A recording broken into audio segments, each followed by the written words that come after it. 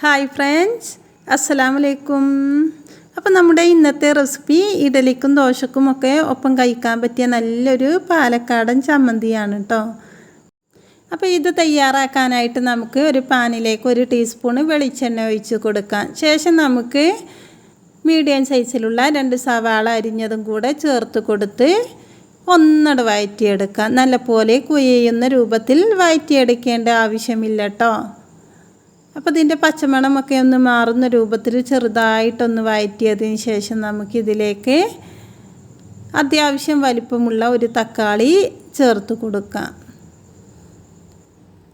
തക്കാളി തന്നെ ചെറുതായി ഒന്ന് കുഴയുന്നത് വരെ നമുക്ക് വഴറ്റിയെടുക്കാം. അപ്പോൾ തക്കാളി ഒന്ന് വേവുന്നതിന് വേണ്ടി നമുക്ക് ഒരു 2 സെക്കൻഡ് ഒന്ന് അടച്ചിട്ട് കൊടുത്തതിന് ശേഷം നമുക്ക് ഒന്നും കൂടെ ഇളക്കി കൊടുക്കാം. ഇനി നമുക്ക് ഇതിലേക്ക് ആവശ്യത്തിനുള്ള ഉപ്പ് ചേർത്ത് കൊടുക്കാം. ഉപ്പ് ചേർത്തത് സ്കിപ്പായി പോയിട്ടുണ്ട് കേട്ടോ. ശേഷം ഞാനൊരു 2 ടേബിൾ സ്പൂണ് മുളക് പൊടിയും കൂടെ ചേർത്ത് കൊടുത്തിട്ടുണ്ട്. ഇനി നല്ലപോലെ ഒന്ന് പച്ചമണമൊക്കെ മാറുന്നത് വരെ ഒന്ന് വഴറ്റിയെടുക്കാം. അപ്പം ഞാൻ കാശ്മീരി മുളക് പൊടിയാണ് കേട്ടോ ചേർത്തിട്ടുള്ളത്. അതുകൊണ്ട് തന്നെ നമ്മൾ ചമ്മന്തിക്ക് നല്ല നിറം കിട്ടും.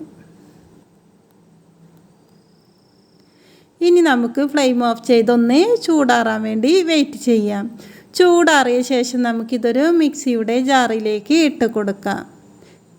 എന്നിട്ട് നമുക്കിതൊന്ന് അരച്ചെടുത്ത് വരാം. അപ്പം ഞാനിത് അരച്ചെടുത്തിട്ടുണ്ട്. ഇനി നമുക്ക് അവസാനമായി ഇതൊന്ന് വറവിട്ടെടുക്കണം. അപ്പോൾ അതിനായി ഒരു പാന് അടുപ്പിൽ വെച്ചിട്ടുണ്ട്. അതിലേക്ക്